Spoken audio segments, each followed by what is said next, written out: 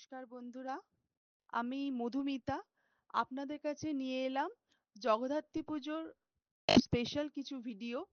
তার শুরুতে আজকে শুধু সূচনা ভিডিওটা দেব। মা জগদ্ধাত্রী জগৎকে ধারণ করেন যিনি, তার সেই অপরূপ সুন্দর মুখের দর্শন যদি পেতে হয় তাহলে অবশ্যই আসতে হবে আলোর শহর চন্দননগরে। চন্দননগর মানেই মায়াবী আলোর খেলা।